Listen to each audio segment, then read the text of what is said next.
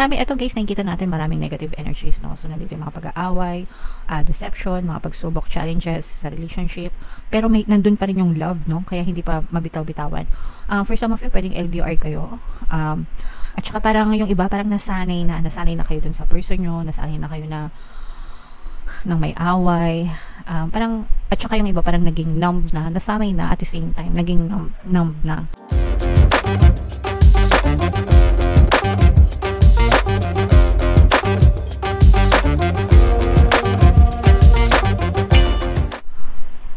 Hello guys, hello Leo, welcome back to Pinoy Pixie Tarot. Ang pamagandang episode natin for tonight is kapalaran sa pag-ibig para ngayong October para sa Leo, Sun, Moon, Rising, Sign, and Venus. Pwedeng ma-pick up yung energy nyo, pwedeng ma-pick up yung energy ng person nyo, pwedeng magkabaliktad yung roles guys. If in case hindi kayo naka-resonate dito, try nyong pakinggan yung video dun sa zodiac sign ng person nyo, mga kapiksi, and maaari nang kayong maka-resonate. Okay. So, for some of you guys, this is a very positive message para sa inyo, no? So, unang-una, parang you are being advised na i-release nyo na, i-let go nyo na yung mga ex nyo, yung mga past lovers nyo, mga kapiksi, especially kung medyo matagal na kayong naghiwalay. You have to free yourself, no? Kumbaga, pakawalan nyo na sila para makawala na rin kayo dun sa mga emotional attachment and dun sa mga emotional pain. Sometimes kasi kahit na nag-break na, naghiwalay na, kahit ilang taon na, mga kapigsi, nandun pa rin yung emotional pain sa loob, no? Until dumating yung time na talagang hindi mo na masyadong naiisip, na-lessen na yung pain, dun mo lang talaga masasabi na free ka na. Pero hanggang hindi mo to nagagawa guys, hindi mo ma-welcome yung panibagong relationship sana na mas deserve mo na dadating sa buhay mo. Kapag iyong natutunan na mag-move on and kalimutan yung inyong nakaraan, mga kapiksi, and you free yourself from all of those negative emotions, doon na maaaring pumasok talaga yung true love sa buhay nyo, mga kapiksi. Okay? So, yung iba sa inyo guys, parang this is a message na it's time to move on dun sa mga ex, dun sa mga hindi pa nakaka-move on, mga kapiksi. Tanungin nyo na lang din yung sarili nyo, no? Kung karapat-dapat pa ba na ipaglaban yung mga ex, karapat-dapat pa ba na antayin sila? Kasi yung iba nagsasabi, kapiksi hindi naman kami nag-break, ginost niya lang ako, bigla na lang siyang nawala. So, for me, ghosting is already a breakup. It's their way of communicating to you or telling you na ayoko na, okay? Kaya nga sila ng ghost kasi ayaw na nilang makita sila, ayaw na nilang makausap sila, 'di ba? So ayaw na nila. So that's already a closure. Kaya for some of you guys, no, parang wag niyo nang masyadong pahirapan yung sarili nyo, and yun lang, kasi yun lang naman yun guys, no? Kung mahal nila kayo, bakit sila mawawala, 'di ba? So at least dun sa mga nag-ghost, no, if they love you and if they still want you, nandyan pa rin sila, 'di ba? But pag hindi nyo na sila nararamdaman, hindi nyo na sila nakikita, wala na, it means ayaw na nila. Okay? So, free yourself guys. I-let go nyo na yung mga ex nyo para ma-welcome nyo na sa buhay nyo itong true love na para sa'yo, true person na deserve mo sa buhay mo, mga kapiksi. Okay? Comment down below, Leo, if feeling nyo naka-resonate kayo dyan. Shuffle natin to guys. Tingnan natin yung ganap sa love life nyo ngayong October. Habang sinashuffle ko to, panoorin nyo muna yung video natin regarding sa ating paano mag-manifest ng abundance video course. Kapiksi, sawa ka na ba sa mga struggles at hirap sa buhay mo? Masipag ka ba at masikap sa buhay ngunit hindi ka pa rin umaasenso? Ilang beses ka na bang nag-attempt mag-negosyo at mag-invest pero palagi ka pa rin nalulugi? Sa pagkakataon na ito ay maaaring may subconscious beliefs ka na nagiging balakid sa iyong pag-unlad at pagyaman. Introducing, paano mag-manifest ng abundance video course. Dito ay matututunan mong ma-overcome ang mga balakid mo para tuluyan ka ng umunlad, umasenso, sumagana, maging matagumpay, successful at maswerte sa iyong kabuhayan, pera, trabaho, negosyo sa lapi at kaperahan ng bonggang-bongga. Dali, mag-send na ng email sa pinoypixie@gmail.com at simulan na ang iyong pagyaman ngayon. Alright, so sa lahat ng gusto mag-avail ng course guys, meron tayong discount, freebie. Magbibigay tayo ng free 3-in-1 pampaswerte subliminal. So, pampaswerte sa buhay, sa pera, at saka sa love life. Worth 1,500 yung freebie niyan, guys. Kaya i-avail nyo na, sobrang ganda. And meron din tayong bagong course, paano mawala ang third party at magkaroon ng harmonious na relationship para mawala yung mga kabit na mga jowa nyo, guys. 20% discount until October 31, kaya mag-avail na kayo mga kapiksi. So, Leo, guys, kayo ay represent ng King of Wands. Ito yung ating love energy. This is both negative and positive, mga kapiksi.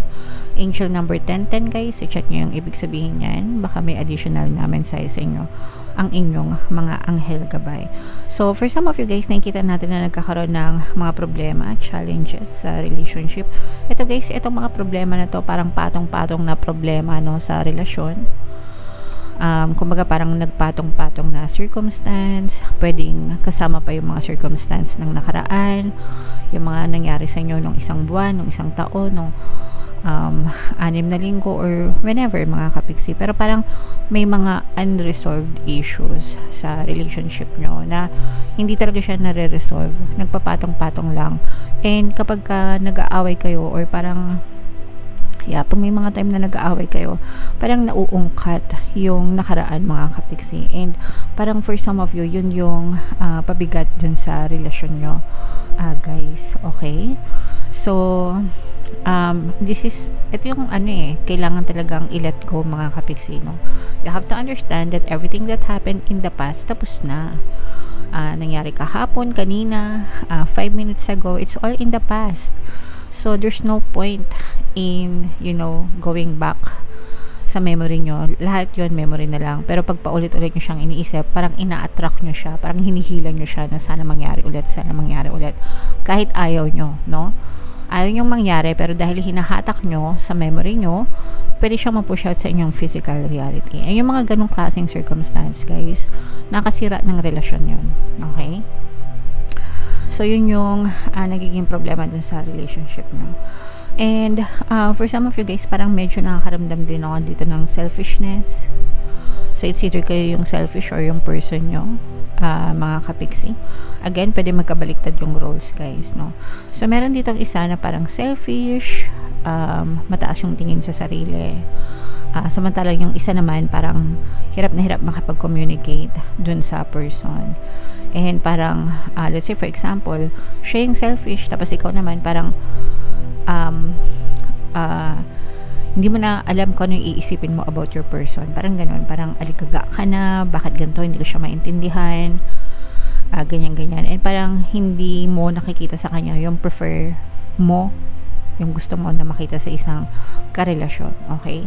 So, may mga ganong klaseng ganap sa relationship nyo. Another one is parang magkaiba din siguro kayo ng lahi, mga kapiksi. So, cultural difference, guys, malaking epekto din sa relasyon ng iba sa inyo. Pero kahit na ganun, guys, no, nakikita natin na nandun yung pagmamahal sa isa't isa. Kaya, chinatsaga, no? Kumbaga, chinatsaga nyo makisama dun sa person nyo kasi mahal nyo siya. And sila, nagtsatsaga din sila makisama sa inyo kasi mahal nila kayo. Okay? So, kahit na maraming mga problema and challenges, nakikita natin na nagtsatsaga pa rin kayo sa isa't isa and you're still working together para magkasama pa rin kayo. So, parang hindi pa rin kaya na bitawan yung isa't isa or makipaghiwalay, mga kapiksi. So, comment down below, guys, if feeling nyo nakaresonate kayo dyan. So, may love, may deception. Ito, isa tong sa mga hirap din sa relationship nyo. So, marami, ito guys, nakikita natin maraming negative energies, no? So, nandito yung mga pag-aaway, deception, mga pagsubok, challenges sa relationship. Pero nandun pa rin yung love, no? Kaya hindi pa mabitaw-bitawan. For some of you, pwedeng LDR kayo. At saka parang yung iba, parang nasanay na kayo dun sa person nyo, nasanay na kayo na nang may away. At saka yung iba parang naging numb na, nasanay na at the same time, naging numb na.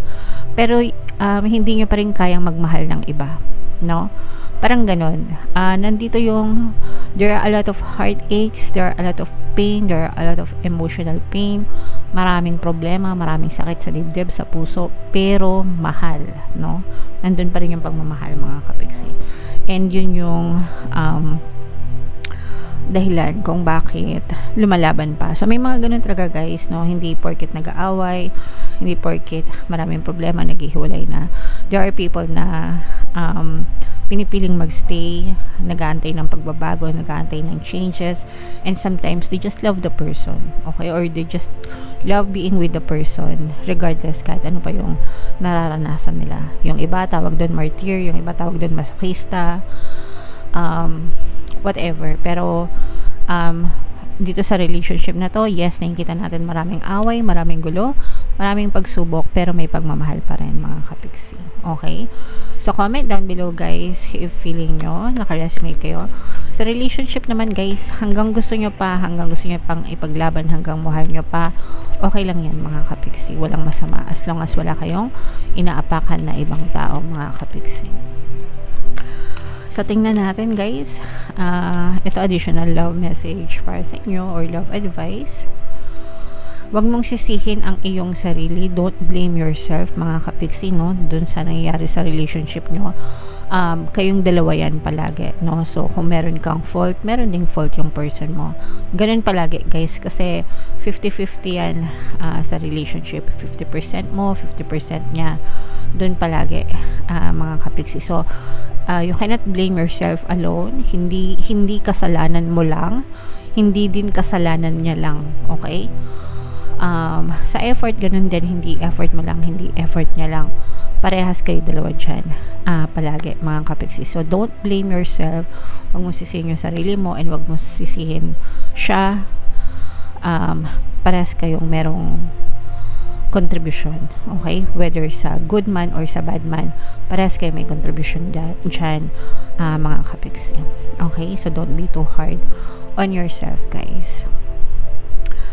Pwede kayo makinig ng ating mga relationship subliminals. Comment down below guys if feeling nyo nakaresonate kayo dito sa reading na to. And pwede kayo makinig ng ating mga relationship subliminal guys. Pwede nyo i-combo-combo, pampabalisa, pampamiss, pampabalik, pampamahal, whatever. As long as makaresonate kayo. Gamitin for good intentions only guys. Ito yung playlist, and ito naman yung ating success. Ito naman yung ating 2025 kapalaran. Ito yung ating success stories ng paano mag-manifest ng abundance video course. Click here to subscribe guys. Thank you for liking, sharing, and subscribing. See you next time. I love you all. Have a nice day. Bye-bye.